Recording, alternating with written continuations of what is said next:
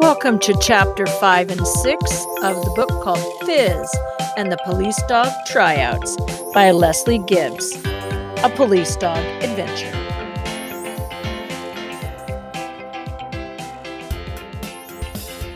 We are on to Chapter 5, the bark test. Woof! Meow! And we're reading the book Fizz and the Police Dog Tryouts by Leslie Gibbs, a police dog adventure.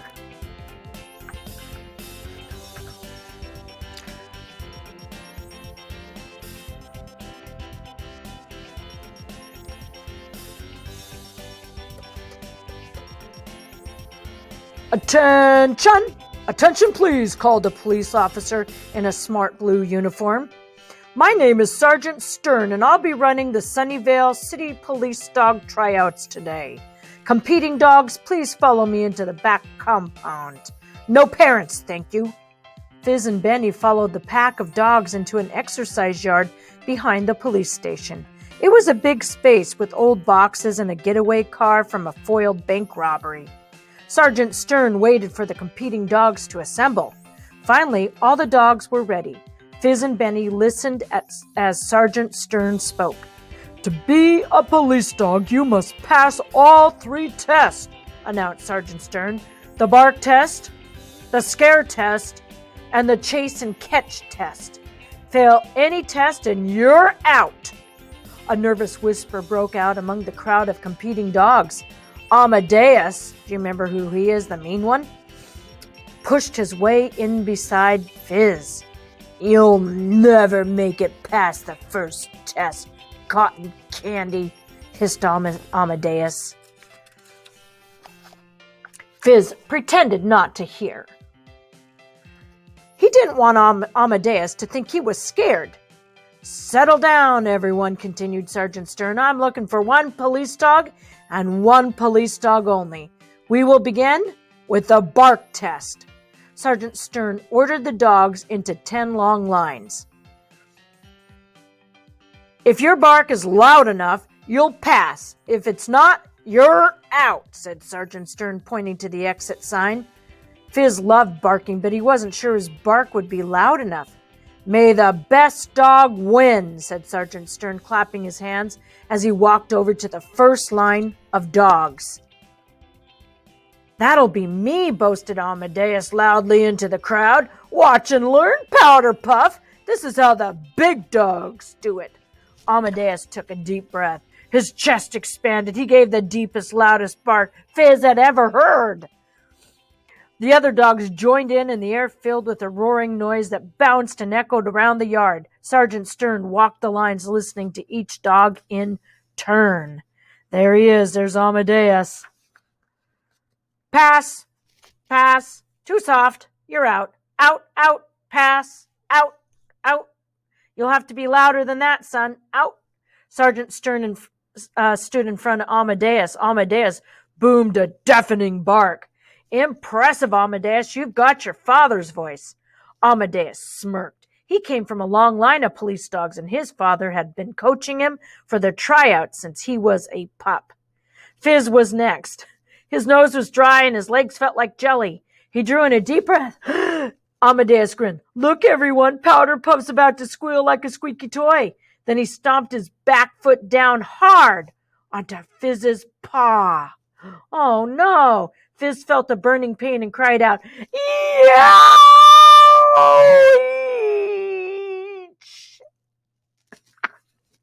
The highest-pitched screech cut through the deepest barks of the largest dogs. It seared through the ears and sent dogs howling in pain. Even Bruno whined. Sergeant Stern stood in front of Fizz. Fizz closed his eyes tight.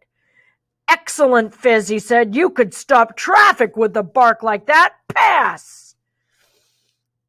Fizz caught his breath. His paw throbbed, but he no longer felt the pain. He had passed the bark test. That was awesome, Fizz, said Benny. You won't be so lucky next time, sneered Amadeus. He swatted Fizz with his black, bristly tail. I'm watching you.